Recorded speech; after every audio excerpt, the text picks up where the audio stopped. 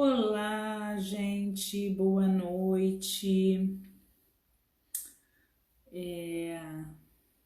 Consegui chegar, bebê nasceu. Achei que não fosse conseguir fazer a live hoje, mas graças a Deus, assim, gente, te falar, essas pacientes maravilhosas que tem esses bebês a jato, assim, é impressionante. Sem brincadeira, acho que não levou 3 horas o trabalho de parto, sabe? A cabeça é tudo, impressionante, como a mente influencia no parto. Tudo bom, gente? Estão entrando aí. Me digam aí, como é que faz para fixar o tema? Como é que faz isso? Vocês sabem? É isso aí, Alice. Foca na. Aliás, foca em não focar. Foca em relaxar que nasce. Vamos lá. Deixa eu descobrir aqui como é que eu fixo aqui. Escreve no comentário e em seguida aperta em cima dele, tá?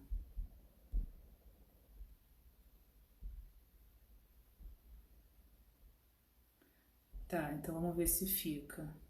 Aí eu clico em cima dele. Cliquei.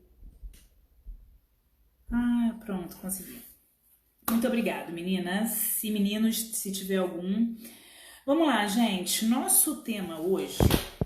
Eu não gosto muito de fazer live sozinha, não. Então, vocês, por favor, eu tô sozinha hoje, mas eu tô com vocês. Então, vocês, por favor, me ajudem a fazer essa live um pouco mais animada, ok?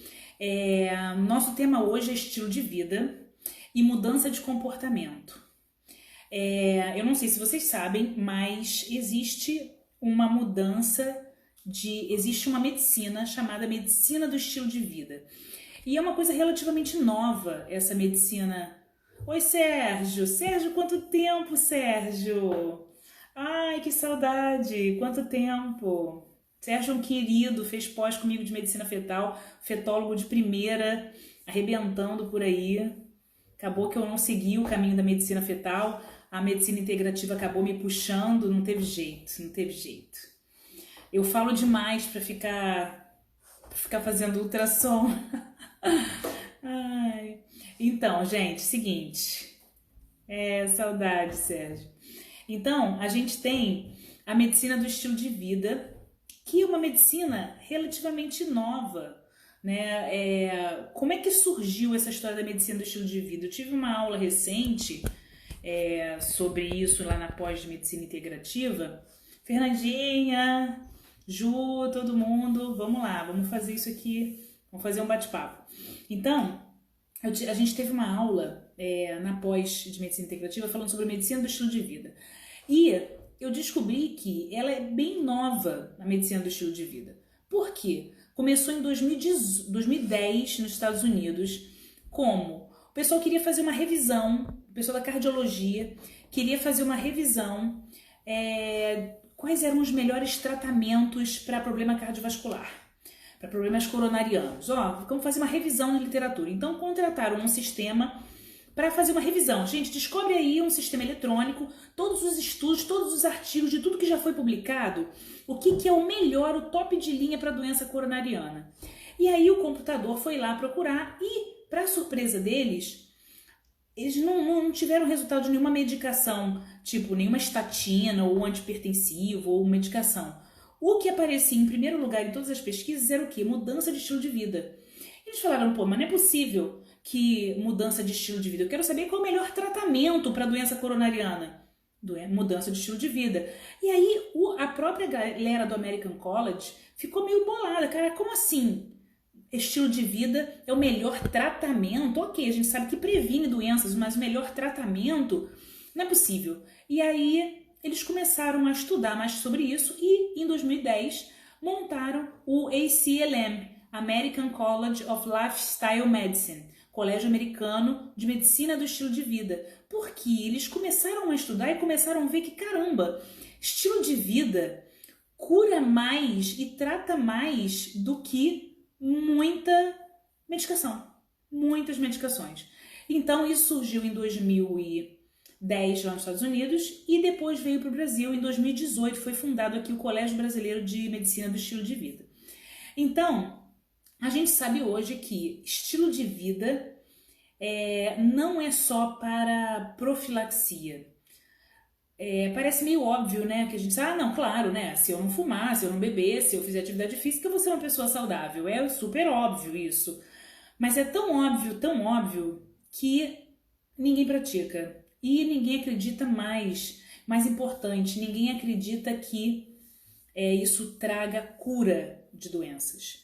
Porque prevenção as pessoas até acreditam, beleza, estilo de vida saudável eu não vou ficar doente, mas cura, reversão, é isso que eu vou mostrar para vocês. Eu vou começar mostrando, e eu quero que vocês me respondam depois. Vou começar mostrando para vocês a definição de medicina do estilo de vida. Vou virar aqui, ó, medicina do estilo de vida, olha só. A medicina do estilo de vida, vamos lá comigo aqui, ó, envolve abordagens terapêuticas do estilo de vida baseada em evidências. Então, gente, a medicina do estilo de vida é baseada em evidência científica. Nada aqui é pagelança, nada aqui é achismo, nada aqui... Tanto que eu falei para vocês que ela surgiu baseada em pesquisas. Começaram a fazer pesquisa, revisão bibliográfica e falaram, puxa, tem alguma coisa errada. Então é muito baseado em evidência. Dieta predominantemente whole food plant-based diet, eu vou falar um pouquinho depois disso. Atividade física regular, sono adequado, controle do estresse, não uso de substâncias intoxicantes e conexão social positiva, como modalidade primária, ou seja, a primeira medida que deveria ser tomada para prevenção, tratamento e reversão de doenças crônicas. Então aqui, ó, Colégio Brasileiro de Medicina do Estilo de Vida e o American College of Lifestyle Medicine. Então essa é a definição que a gente tem de medicina do estilo de vida. E aqui a rodinha, que é linda, né? E que eu vou falar um pouquinho mais para vocês. Então vamos lá. Mas antes de eu mostrar essa roda, eu queria perguntar aí, ó, quem quer entrar, se alguém quiser entrar aqui, solicita aí que eu quero saber. O que vocês acham que é ter um estilo de vida saudável? Vamos lá, respondam aí. Estão acenando, mas eu quero saber o que vocês acham que é ter um estilo de vida saudável, me digam. Tudo bem que eu já falei ali um monte de coisa, né? Mas vocês acham que vocês têm um estilo de vida saudável? Me conta aí. Vocês acham que vocês têm um estilo de vida saudável? Quantos % da população vocês acham que tem um estilo de vida saudável? Se alguém quiser entrar aí para comentar. Alimentação saudável, não comer muito doce. Que mais? Vocês acham que é um estilo de vida saudável? Alimentação natural, sono de qualidade e atividade física. Fazer atividade física, meditar, boa alimentação, atividade física, meditação, dormir bem, comer bem, sorrir, atividade física. Muito bem, vocês estão indo bem, vocês estão indo bem. Vou mostrar então a rodinha aqui para vocês da Lifestyle Medicine. Vamos lá. Que é uma graça essa rodinha, gente. Eu sou apaixonada por ela. Olha só. Então a gente começa a rodinha com alimentação. É um conjunto corpo e mente. Na verdade, não só corpo e mente, né? Corpo, mente, espírito, né? É essa tríade. Tá tudo muito junto. A gente esquece muito do espírito, da parte energética, mas nós somos energia, né? Isso aí eu vou falar em outra live. Vamos lá. Vai ter uma live só sobre bioenergética com a doutora Lígia. Então vamos lá. A rodinha do estilo de vida. Eat plants.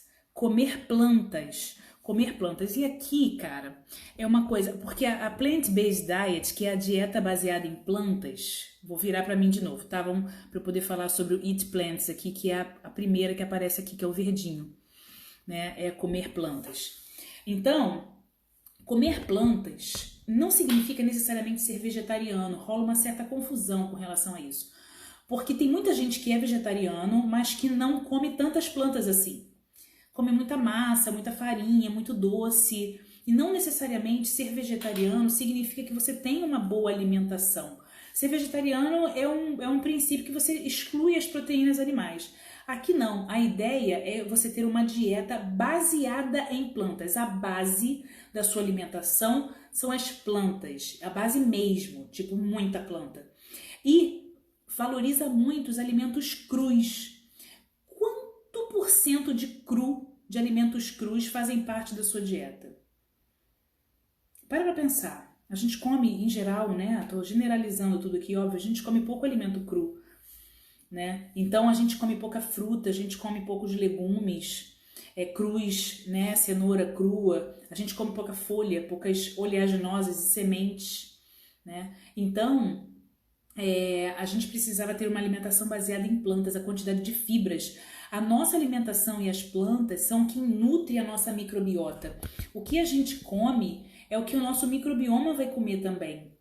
Então, a gente precisa alimentar bem os nossos coabitantes. Vai ter uma live também falando sobre isso, sobre o nosso microbioma com o Gustavo.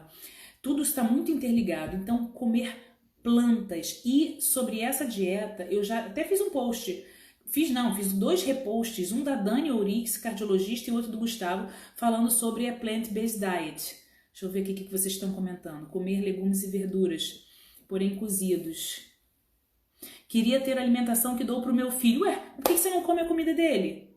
Por que até os 2 anos de idade a gente faz tudo certo e depois a gente chuta o balde? Eu não consigo entender isso. O que você dá para ele, você faz a mais e come você, né? Assim, por que a gente faz errado pra gente e faz certo pro filho, né? Uma boa pergunta, não entendo. Então, ter uma alimentação baseada em plantas. Tem muito estudo falando sobre alimentação baseada em plantas. E aí foi o que eu falei. Não é que você não possa comer carne de vez em quando, porque a plant-based diet até admite que você eventualmente coma uma proteína. Eu, por exemplo, eu tenho uma dieta baseada em plantas, mas às vezes, uma vez a cada 15 dias, eu como carne vermelha, por exemplo. Não é sempre, eu como muito pouco, mas eu como um peixe uma vez por semana. Eu fico, 4 vezes na semana sem proteína animal. Porque o vegano, ele, por exemplo, nem mel ele come, né? Então é uma diferença, não é isso, é ter fibras, não conte calorias, conte fibras. Então é ter uma alimentação baseada em plantas. Isso é extremamente importante. Melhor ainda, é melhor que as plantas sejam cruas? Sim. O que você puder consumir cru, é melhor ainda, porque o cozimento, qualquer processamento, você perde alguma coisa. Então, quanto mais cru você puder consumir, melhor. Fruta, as castanhas, as folhas. Aliás, a rúcula, por exemplo, se você pegar a rúcula e mastigar ela crua durante um tempinho, deixar ela ali na boca, você libera uma quantidade enorme de óxido nítrico que está altamente relacionado com a diminuição da doença coronariana, por exemplo. Então, folhas verdes escuras são muito importantes, né? Então, vamos lá para o próximo da rodinha. Keep moving. Keep moving. Se mantenha em movimento, esse segundo aqui, né? Se mantenha em movimento. E aí é uma outra coisa. Claro que se você puder fazer mais atividade física, melhor. Mas, às vezes, é só se manter em movimento. O meu relógio, quando eu fico, eu não sei de quanto em quanto tempo. Se eu ficar muito tempo sentado, às vezes eu estou atendendo no consultório, aí ele manda assim, movimente-se. Aí eu levanto, sabe? Então, por exemplo, se você trabalha num computador, trabalhar em pé no computador. O Gabriel de Carvalho que fala que ele às vezes fica muito tempo atendendo e às vezes quando ele vai almoçar, ele almoça em pé. Calmamente, mas em pé, para mudar de posição. Evitar o elevador. Eu, quando eu morava no apartamento, a galera que me segue aqui há mais tempo, que me segue desde o Snapchat, sabe que eu sempre subi de escadas. Assim, sempre não, né? Claro, se eu tô cheia de coisa, eu vou subir de elevador. Mas sempre que eu podia, eu subia de escada. Um hábito tão simples, trocar o elevador pela escada. Descer um ponto de ônibus antes, ou pedir pro táxi, pro Uber, te deixar um ponto antes, andar uma quadra. Tentar trocar, dentro da medida do possível, o carro por uma bicicleta. São pequenas, foi o que eu falei, se você está muito tempo sentado, bota o computador no alto, fica um pouco de tempo em pé, movimente-se, procure fazer alguma coisa, não precisa ser um mega atleta, se você não tem como malhar, tenta fazer o mínimo possível, evita ficar sentadão lá, sedentarismo absurdo, entendeu?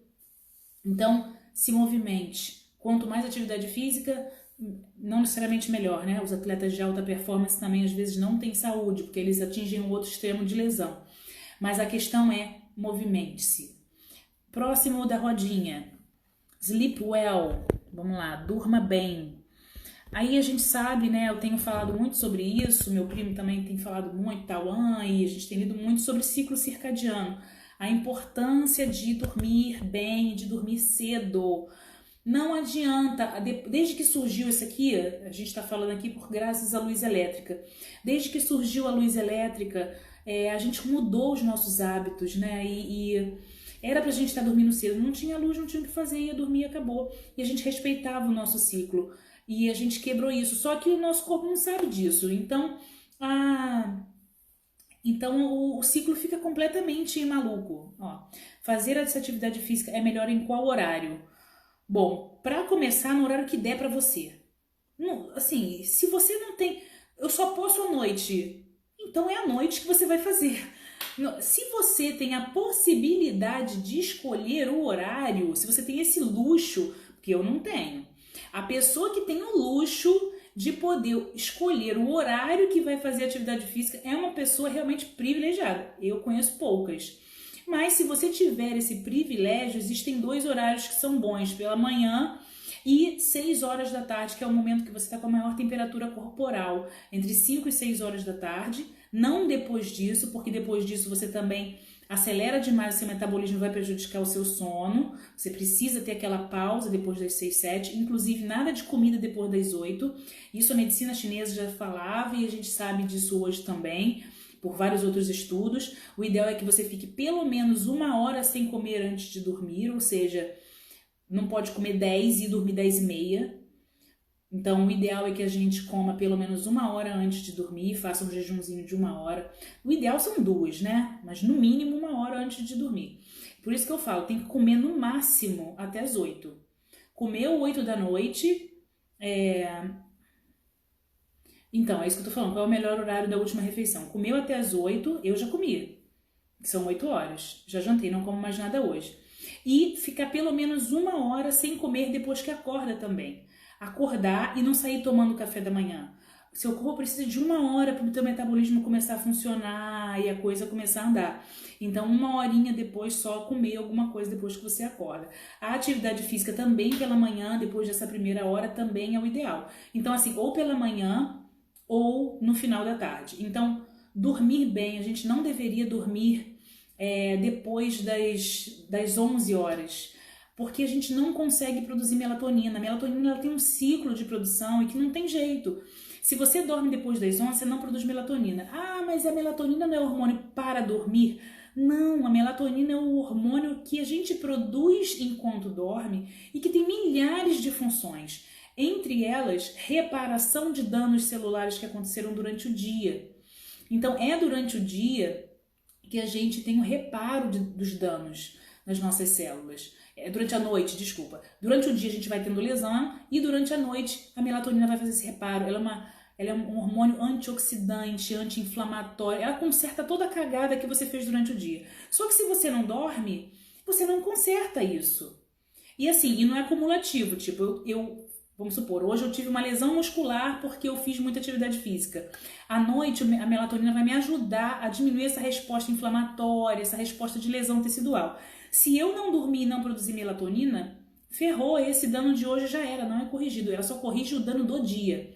Então, por isso que a gente cada vez que a gente não dorme bem, a gente acumula erros e aumenta o risco, inclusive, de câncer, porque você aumenta o erro de dano, aumenta a quantidade de dano e de erro celular, entendeu? Deixa eu ver o que vocês estão falando aqui. Eu estava querendo acordar e tomar café ou água com limão, então espero 1 hora. Espero 1 hora. A água não tem problema. Água em jejum, aliás, é bem até indicado. A água não tem problema. Mas qualquer outra coisa que estimule a sua glicemia, que estimule a digestão, o ideal é esperar um pouquinho. Então, dormir bem é importantíssimo porque a gente produz melatonina e melatonina repara danos e é anti-inflamatório, antioxidante e zoneia o nosso corpo todo se a gente não dorme direito. Então, vamos pro próximo da rodinha. Be present. E aí aqui, ó, é esse daqui, ó, o azulzinho, Be Present e Stay Calm, que é o manejo do estresse. Esse daí dá uma live à parte, né? Mas vamos falar só sobre o Be Present. O Sleep a gente já falou, tá? E então, Be Present. Be Present é esteja presente, que é o grande desafio dessa geração, eu acho. Eu acho que o grande desafio dessa geração é estar presente, sabe? Peraí, vale a pena tirar um cochilo depois do almoço para repor o sono da noite? Não adianta nada. Repor o sono da noite, melatonina é só à noite. Porém, algumas pessoas se beneficiam de um cochilo sim. Existem estudos sobre isso, que tem pessoas que se beneficiam de pequenos cochilinhos, isso às vezes ajuda sim. Mas tem estudos falando sobre isso, só que esse cochilo não deve passar de meia hora, tá? Cochilos são benéficos, mas até no máximo 20 a 30 minutos. De 10 a 20 minutos. Eu posso até postar esse estudo depois, é um estudo bem interessante, que fala que esse cochilinho tem o Google, por exemplo, e algumas outras grandes empresas que se preocupam com o bem do funcionário, eles têm esse negócio de cochilo. Mas então, voltando ao estar presente. Estar presente é o desafio que a gente tem hoje. A gente vive aqui pensando, eu tô aqui pensando na live de amanhã que eu vou fazer com o Tauan, tô pensando aqui que daqui a pouco o Eduardo tá chegando, a gente não tá aqui. A gente perdeu a capacidade de perceber as coisas, a gente come, não sabe nem o sabor das coisas direito, a gente anda na rua, não ouve os passarinhos cantando, a gente conversa com uma pessoa e não reparou que ela cortou o cabelo, a gente não repara que ela mudou a voz. Então, a gente está muito pouco presente e isso está gerando muita ansiedade. Então, mindfulness, a atenção plena, o desenvolvimento da atenção plena e do mindfulness é um exercício que eu recomendo para vocês a todo momento. Então, você está agora falando comigo aqui, falando comigo porque eu estou achando que vocês estão conversando comigo, porque senão eu surto aqui. Então, vocês estão aqui falando comigo. Então, para um minutinho para reparar, por exemplo, mulheres, se o sutiã está apertando, se é que você está de sutiã, se o peito está incomodando, como é que está o pé, como é que está a temperatura da sua casa, está frio aí, está calor, tem alguma coisa te espetando, a sua coluna está doendo, o que está doendo? O que você está sentindo de desconforto nesse momento? O nariz está entupido? De qual lado? Existem tantas coisas para a gente perceber e a gente parou de perceber, a gente parou de se perceber, de perceber o nosso redor, de sentir. E então esteja presente no que quer que você esteja fazendo. Tem um estudo falando sobre isso, né? Sobre o mindfulness eating, por exemplo, que é comer prestando atenção na comida, que isso aumenta a saciedade e diminui a compulsão e aumenta o emagrecimento quando você come prestando atenção no que você está comendo. Bota a garfada na boca e presta atenção. Tá quente, tá frio, tá crocante, tá amargo, tá doce, virou uma massinha, salivei, olha o cheiro dessa comida. Nossa, esse lado do meu dente está doendo, esse lado eu tô com uma afta. É perceber todas as sensações relacionadas àquela refeição. A maioria das pessoas come porque tem que comer, sei lá que horas, e devora qualquer coisa, vendo televisão, respondendo um e-mail, tá comendo, tá respondendo um e-mail, tá respondendo um WhatsApp, não estão presentes, e tá ali brincando com o filho, jogando um joguinho com o filho, e tá ao mesmo tempo respondendo não sei o que lá, a gente não tá mais tão presente. Então, só esteja presente. E isso, gente, tem tanto estudo falando sobre atenção plena e mindfulness, cura de doenças, cura, depressão. Posso mostrar vários estudos para vocês aqui, assim, mas são vários estudos. E é impressionante, estudos que mostram pacientes que meditaram, que a meditação é isso, a meditação te traz para aqui agora, focar na respiração, respirar, gente. Respira. Às vezes o paciente chega no consultório todo, ai doutora, me desculpa, atrasei, não sei o que lá. Aí senta, aí eu falo, calma, respira. Respira. Hoje no parto, respira. Concentra. Para um pouquinho. Às vezes só da gente respirar já muda tudo. A gente não presta atenção na nossa respiração. Coerência cardíaca. Eu vou fazer um post, eu tô para fazer um post sobre coerência cardíaca, porque eu comecei a pedalar, né? Vocês sabem que eu comecei a pedalar. E nisso que eu comecei a pedalar, eu tava com uma frequência cardíaca alta para chuchu. E aí o professor do ciclismo, ele falou para mim assim, olha só, Priscila, Hoje é treino regenerativo. Você não pode passar de 140, de 130 e pouco, 140 de frequência cardíaca. Eu falei, pô, cara, que meleca, eu vou ficar aqui passeando no parque, né? Vai ser um saco, que gosto de sofrimento ali, cadê meu sofrimento? E aí eu falei, não, mas eu vou fazer coerência cardíaca. A gente aprendeu isso lá na pós também. Vou ritmar a bicicleta com o batimento do meu coração e a minha respiração. E vou respirar e vou me acalmar a minha mente e eu vou no ritmo coerente, fazendo uma coerência, um sincronismo. Gente, eu vou mostrar para vocês a minha curva do que aconteceu. Assim, não foi e não é condicionamento, porque não tem nem uma semana de intervalo entre uma coisa e outra, e os outros treinos que eu não pratiquei a coerência cardíaca, eu não consegui essa resposta. Mas a minha frequência cardíaca no mesmo treino, com a mesma velocidade, durante o mesmo tempo que eu ficava em 160 e poucos, eu fui para 138. Gente, essa queda de frequência cardíaca é absurda. Dá mais de 20%, eu acho. Gente, faça uma conta aí. De 162 para 138. Quantos por cento de queda? Sei lá, é muita coisa. É muito batimento que caiu. É muito significativo. Eu fiz exatamente o mesmo treino e consegui, com a respiração, eu não senti cansaço. Eu não fiquei cansada, igual eu ficava no outro treino. Eu consegui um alto desempenho com controle da respiração, só estando presente, concentrando, estando 100% presente naquele momento. Então, be present, estejam presentes. Próximo da nossa rodinha. Vamos lá. Stay calm, né? Fique calmo, que é o controle, gerenciamento do estresse, que é muito importante.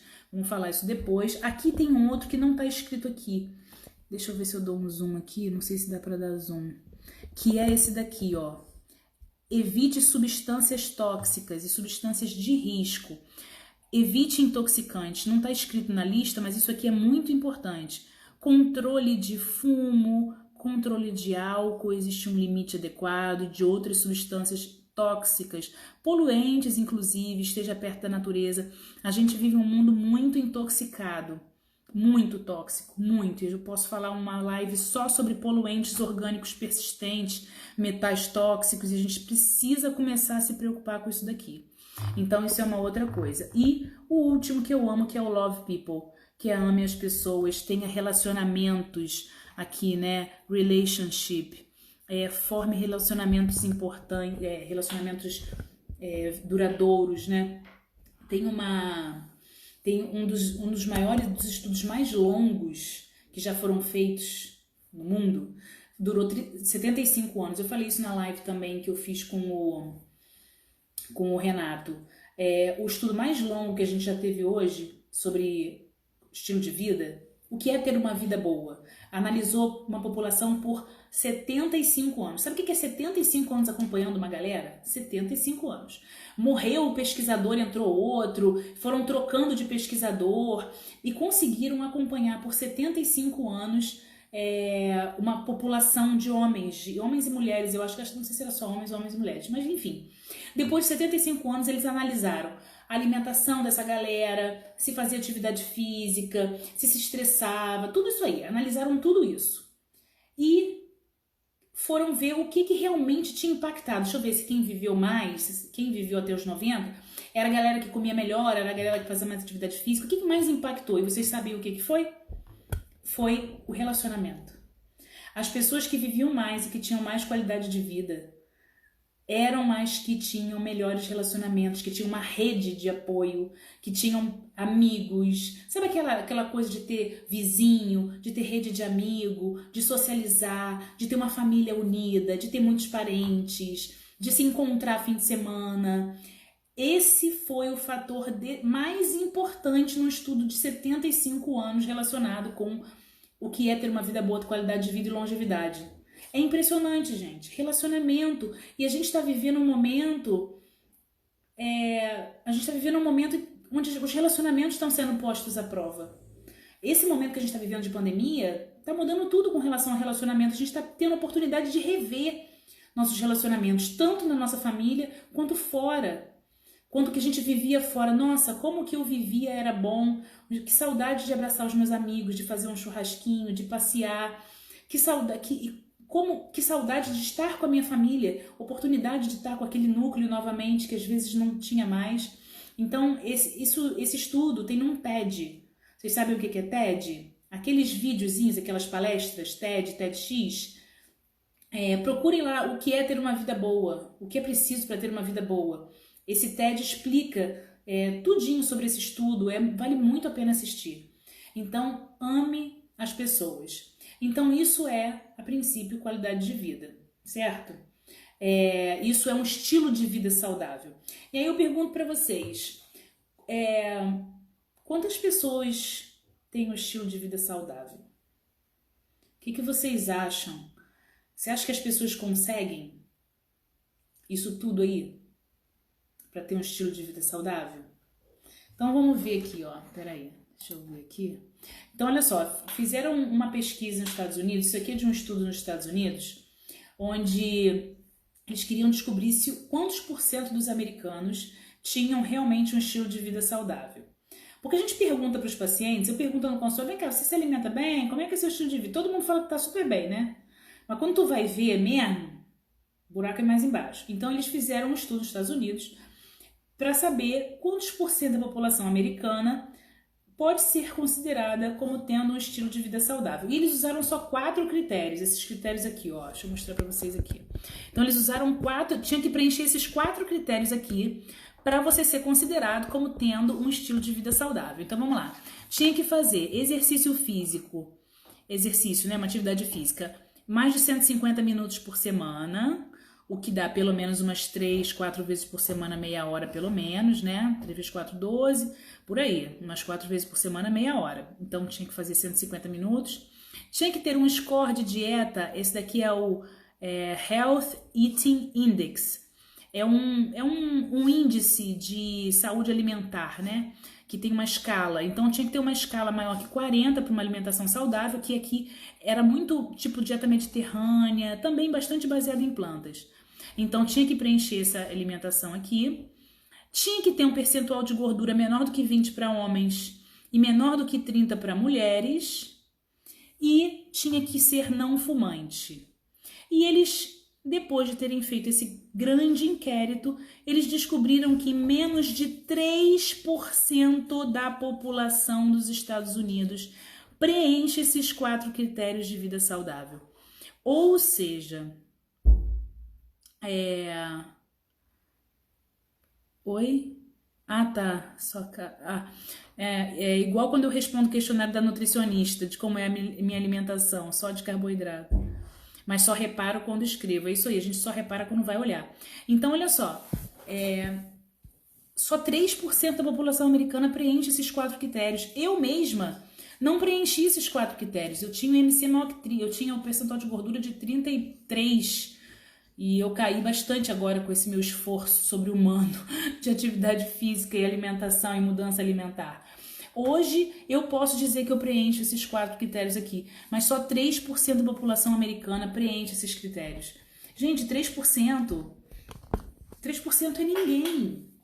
É ninguém, as pessoas não conseguem ter um estilo de vida saudável, não é uma coisa simples, né? Então, olha aqui, e olha só que interessante, uma outra coisa que também dessa pesquisa. Peraí, Toninha tá me perturbando. Quando você pergunta, aqui ó, pesquisa de pergunta, né? Quando você pergunta, a sua comida é saudável? 75% responde que sim. É igual em consultório, você come bem? Como bem sim. Eu como todo dia tomate, alface, cebola e cenoura e brócolis. Não é isso? Fala a verdade, é isso que todo mundo fala, né? Só come isso. Aí ele acha que é saudável porque come alface, tomate, brócolis e cenoura. Mas menos de 80% dos americanos comem vegetais e legumes. Ou seja, é um disparate o que a pessoa fala com o que ela realmente faz. A percepção da própria saúde está toda errada. Eu pergunto, você come bem? Como bem? Quando você vai perguntar ali o que é comer bem para a pessoa, está muito longe do que é de fato comer bem.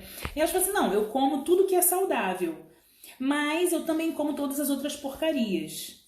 Então, é bem complicado. Então, a autoavaliação ela é bem complexa, né? Então, vamos lá. Então a gente já viu que isso não é uma coisa simples e por isso, depois no finalzinho da live, eu vou falar sobre mudança de comportamento.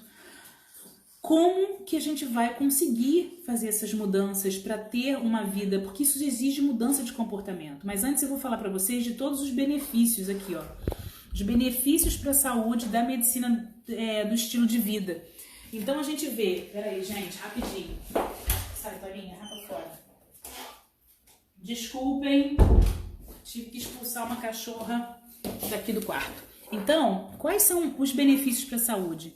Obesidade, apneia do sono, doença coronariana, hipertensão, osteoporose, diabetes, câncer, disfunção erétil. Isso daqui é uma lista de alguns estudos. Isso aqui é o que já tem muita evidência científica. Muita evidência científica sobre esses assuntos aí. E eu vou mostrar algumas coisas para vocês aqui que eu tive na aula, só para vocês terem noção. Por exemplo, esse estudo aqui é um estudo sobre expressão genética para câncer de próstata, com mudança de alimentação e lifestyle.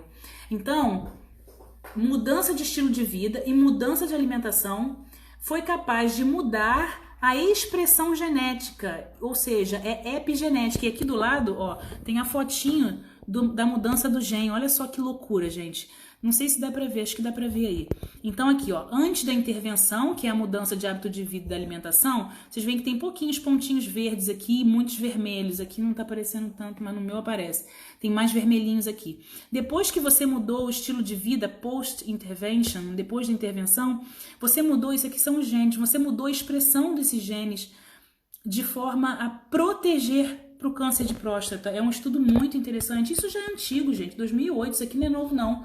Desde 2008 que se fala sobre epigenética e sobre essas mudanças de expressão genética com a alimentação. Um outro estudo também impressionante é esse daqui da metformina. Compararam o uso da metformina, que é a droga consagrada, né, para diabetes versus mudança de estilo de vida. O que é melhor? Usar metformina ou mudar o estilo de vida? Olha aqui. Isso aqui é a incidência de diabetes na população. Então, dei o placebo, a incidência alta, porque eu não fiz nada, na verdade, né? Incidência alta de diabetes. Dei a metformina, beleza, caiu a incidência de diabetes, melhorou a diabetes. Mas eu mudei o estilo de vida, cai muito mais. Mudança de estilo de vida é muito melhor que a metformina. E olha que a metformina ainda é uma droga, assim, uma medicação que ainda tem muita coisa legal, entendeu? Ainda tem bastante benefício para outras coisas. Então, mudança de estilo de vida muda muito mais. Aqui um outro estudo também falando sobre acompanhamento a longo prazo e efetividade para colesterol. Olha aí, cara, vocês viram o post da Dani, cardiologista, falando sobre a plant-based diet e evento coronariano. Então, a mudança de estilo de vida teve uma redução média do colesterol para menor que 200, a média de 16%. 98% dos pacientes teve alguma melhora e a maior redução 53%. Total de 44%, mesma coisa do LDL, uma redução de 20%, colesterol ruim, né, como o pessoal chama, 92% dos pacientes teve melhora. Se eu falo para vocês que uma droga melhorou 92% dos pacientes, isso aqui você não consegue com droga nenhuma, gente. Não tem nenhuma medicação no mundo que consiga tanto benefício, porcentagens tão altas como a mudança de estilo de vida. É uma coisa louca. Aqui um outro estudo também, esse estudo aqui a Dani mostrou também, a cardiologista, mostrou que um acompanhamento de pacientes com com doença coronariana e mudança de alimentação. E aqui, olha, a obstrução, a reversão. Vocês estão vendo aqui, ó, isso aqui dá para entender fácil, tá entupido aqui, olha só como é que tá fininho esse vaso aqui, ó, todo obstruído, todo lascado. 2, 3, esse aqui foi 3 meses depois da mudança para plant-based diet. Olha só como é que alargou aqui. A obstrução reverteu a obstrução. Reverteu. Aqui tem outras imagens de aqui também obstruído e reversão. Então, reverte e muda o prognóstico da vida do paciente. Isso tem muitos estudos, entendeu? Aqui para usar. Esse aqui é bem recente, 2020, de Alzheimer e demência.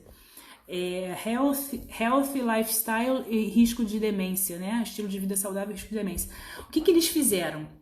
Isso aqui é muito interessante porque esse artigo aqui é novinho, é de 2020, agora de julho de 2020. O que eles fizeram? Fizeram a dieta do Mediterrâneo, fizeram uma atividade cognitiva, ou seja, estimularam, né, o exercício, pacientes não fumantes, exercício maior que 150 horas, e álcool eles toleravam até leve, 150 ml de álcool. E o que eles observaram? Que esse estilo de vida, se você segue pelo menos 2 a 3 fatores desse, você diminui o risco em 37% de ter Alzheimer. Dois desses fatores aqui, ó. Então vamos lá, vamos botar 2 desses fatores. Se eu sigo a dieta do Mediterrâneo e não fumo, eu diminuo o meu risco em 37% de ter Alzheimer. Mas se eu pego os 4 desses fatores aqui, ó, exercício, bebo pouco, não fumo, faço atividades cognitivas, né, pratico alguma coisa tipo cruzadinha, estimulo meu cérebro de alguma forma, faço uma dieta do Mediterrâneo, que é uma bem parecida com a plant-based diet ali, mas tem muito mais óleos e tal, eu diminuo em 60% meu risco de ter Alzheimer. 60%. 60%, gente, é muita coisa. Quando você fala que você vai reduzir em 60%, isso para medicina é um valor absurdo. Então, um estilo de vida saudável está associado a um risco substancialmente menor de Alzheimer. Então, assim, tem várias citações aqui de médicos famosos e PhDs falando que a medicina, o estilo de vida é uma... Aqui, ó, não é ficção científica, né? Por isso o ACLM, que é o American College of Lifestyle Medicine, disponibiliza ferramentas e documentos para que os pacientes possam tomar essa medicação, que é o estilo de vida. O estilo de vida é a melhor medicação que existe, né? Então, ela tem o poder de transferir isso para o paciente. Vocês têm o poder de se autocurar. Vocês têm o poder da autocura e vocês não estão usando isso. Para que vocês vão querer médico se vocês podem fazer isso sozinhos? De graça. 365 dias no ano. Disponibiliza também mais tempo com o médico muda de lugar, né? E tem muitas ferramentas possíveis para isso. Então, tenho mais 20 minutinhos aqui de live para falar sobre mudança de comportamento, porque é realmente impressionante o que a medicina do estilo de vida é capaz de fazer. E não só de prevenir, mas de tratar e reverter doenças. Eu vou contar um caso para vocês de uma paciente. Uma paciente minha chegou lá com uma uveíte. Uveíte, para quem não sabe, se ela estiver por aí assistindo, pode até, se quiser se identificar, é uma inflamação na úvea, do olho, né?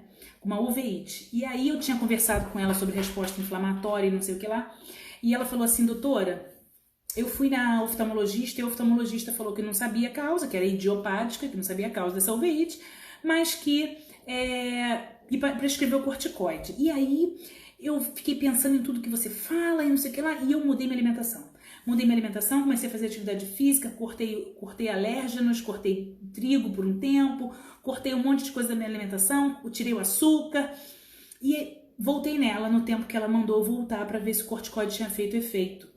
E eu cheguei lá e 50% da minha uveíte tinha melhorado. E aí a oftalmologista falou assim, nossa, que ótimo, o corticoide teve um efeito ótimo. O corticoide normalmente nem melhora tanto assim, melhora nesse tempo, foi até rápido, melhorou bastante, 50%. Que bom, né? Então vamos continuar o tratamento. E aí ela falou assim, doutora, eu não usei o corticoide, eu mudei minha vida. Eu tirei tudo que me inflamava, tudo que me fazia mal, tirei os embutidos, as alimentações processadas da minha vida, comecei a dormir cedo, fazer atividade física e minha uveíte regrediu. E aí a oftalmologista, tá, mas vamos usar o corticoide mesmo assim. Óbvio, né? Não que eu não fosse não usar o corticoide.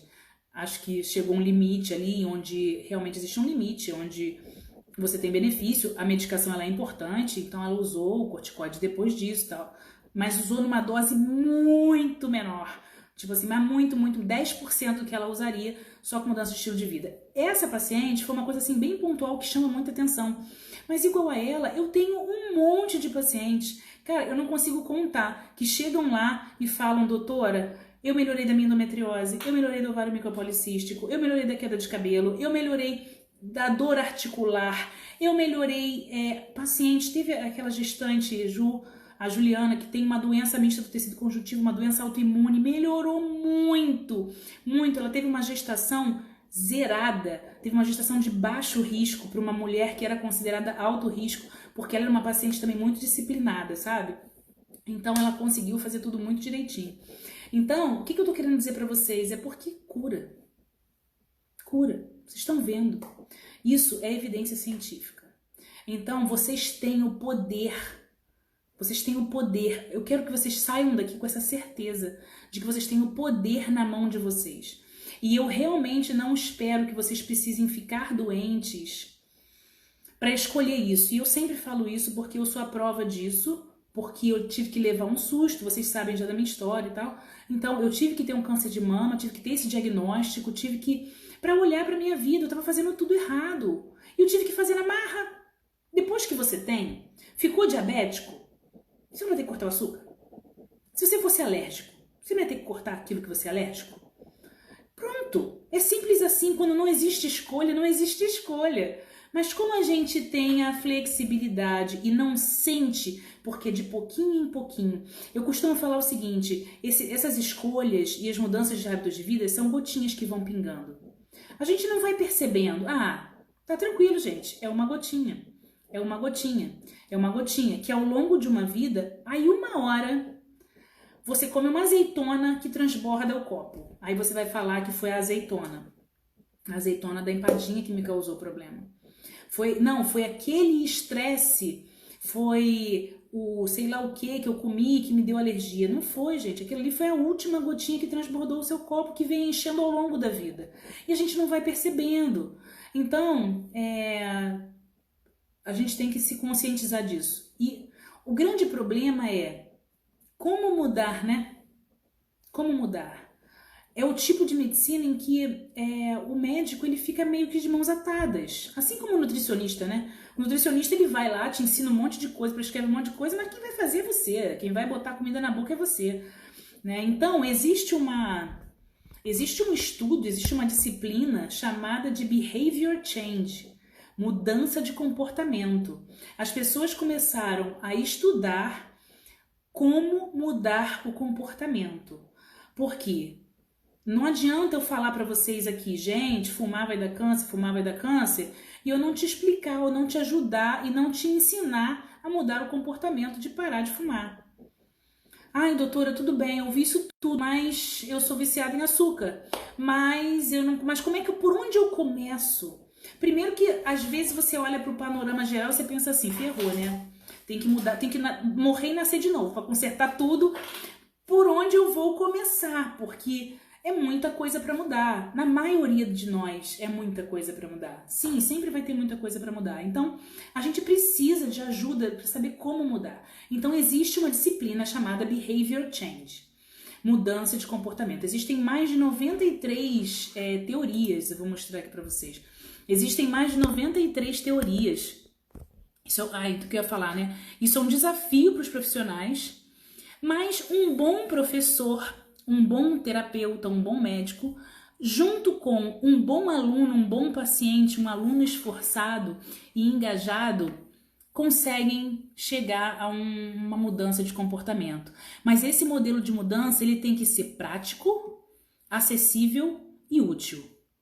Não adianta a gente vir com coisa que é impossível, que não é prática, que não é acessível para todos e que não vai ser útil. Então a gente precisa se preocupar com isso. Então existe aqui, Behavioral Change Wheel, a roda de mudança de comportamento. Vou falar dela depois.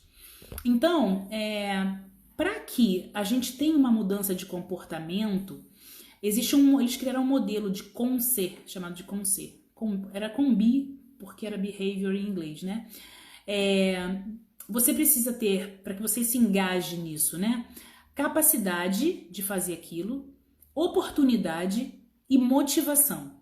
Se você não tem capacidade, se você não tem a oportunidade, se você não tem a motivação, você não vai conseguir mudar esse comportamento.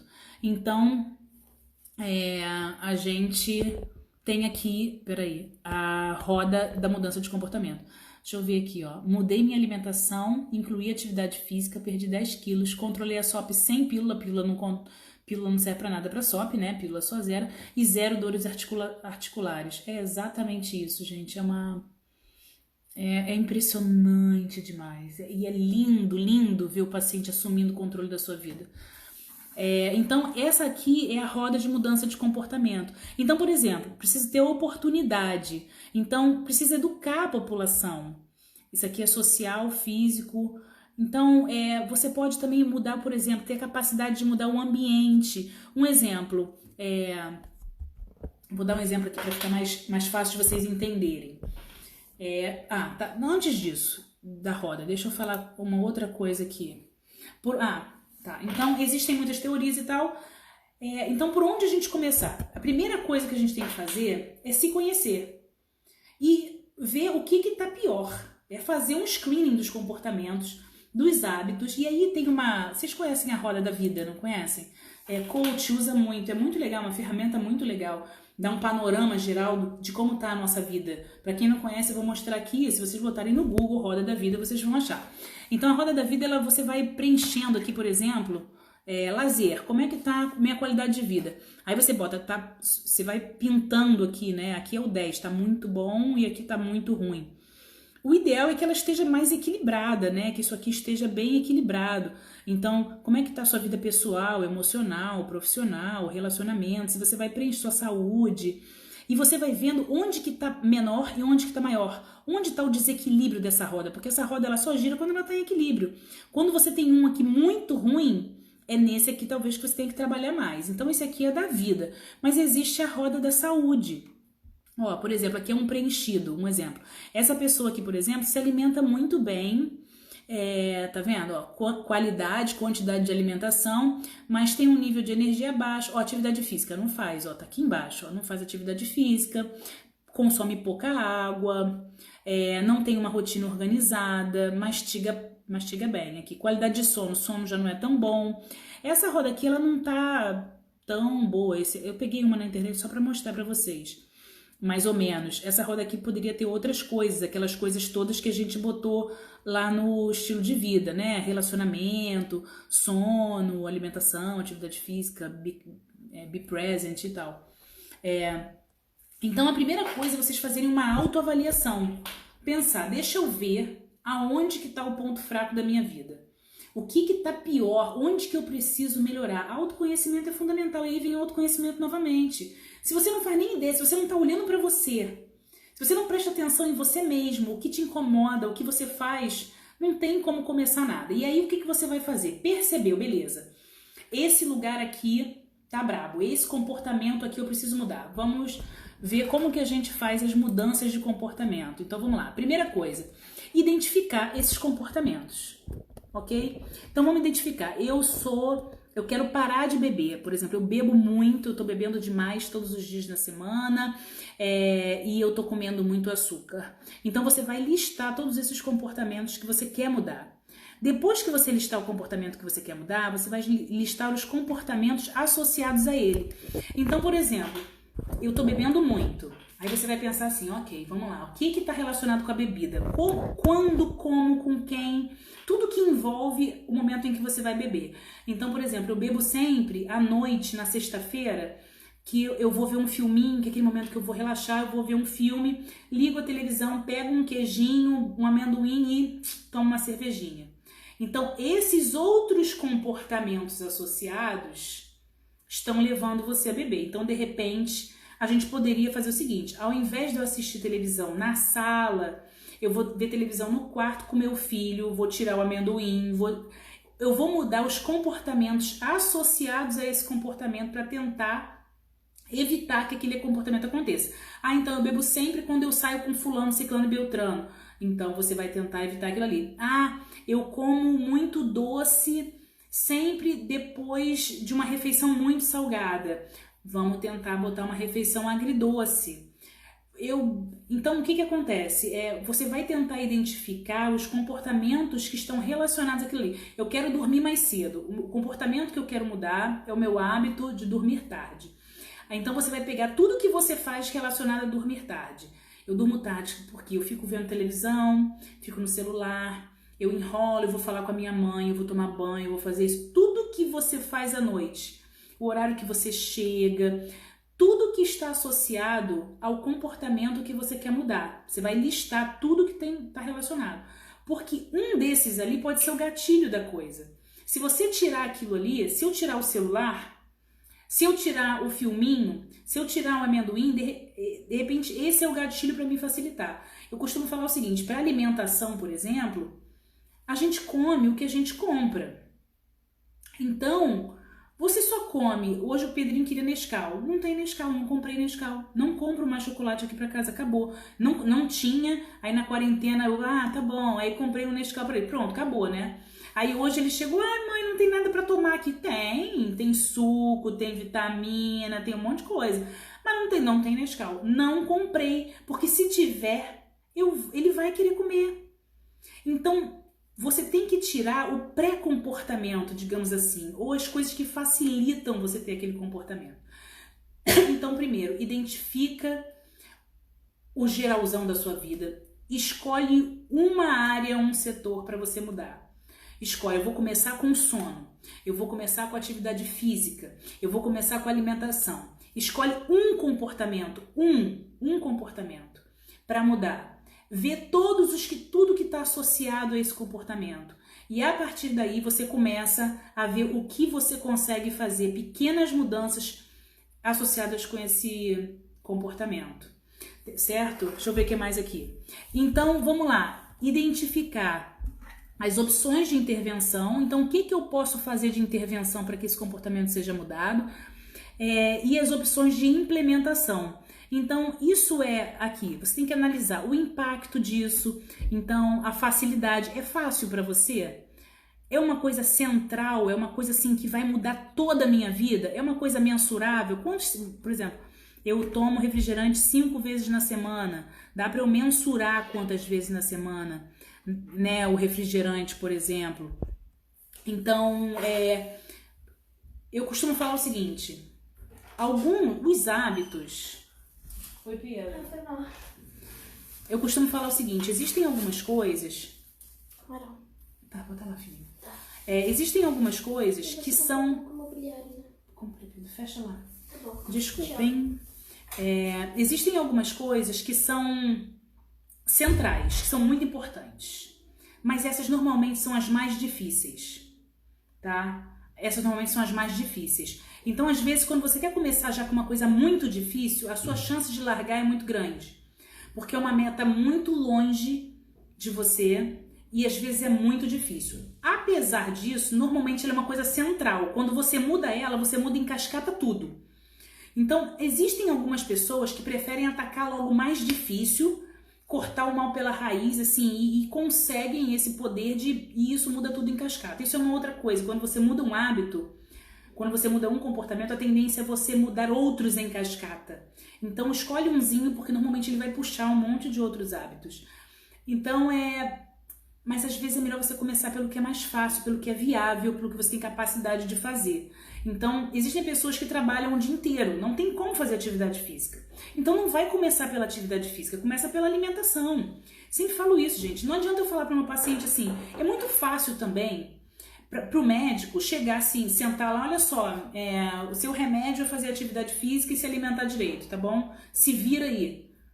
Pô, o cara mora lá, o cara mora aqui em Itaipuaçu, trabalha em Duque de Caxias, acorda às 5 horas da manhã, vai dormir às 10. Como que esse cara vai fazer atividade física? A gente tem que ser realista. Isso aí para ele se esquece essa parte. Ele pode melhorar a alimentação, né? Pode se organizar com a alimentação, fazer escolhas melhores no self-service, mudar as escolhas que ele tem da alimentação. Ele pode tentar dormir mais cedo, né? Chegou em casa e dormir logo, mesmo com o filho agarradinho. Então, a gente tem que ser realista. Então, é factível, é possível, é uma coisa central. Então, vai analisando e bota isso em escala. Quer ver? Olha só, é muito interessante. Então, aqui, ó, para vocês poderem entender. Peraí. Vamos lá. Ih, gente, vai acabar a live. Então, só para vocês entenderem aqui. Defina qual é o problema. Estágio 1, entenda o comportamento. Defina qual é o problema, veja quais são os alvos, identifique as necessidades de mudança, entenda tudo sobre esse comportamento. Esmiuça. Não, porque quando eu como, eu dou 4 garfadas, eu escolho uma colher grande, eu vejo televisão junto. Pensa tudo que você faz. Eu tô comendo em pé, eu tô comendo correndo. Todos os hábitos relacionados à sua alimentação, se o que você quer mudar a alimentação. Pensa em tudo. Então defina. Estágio 2.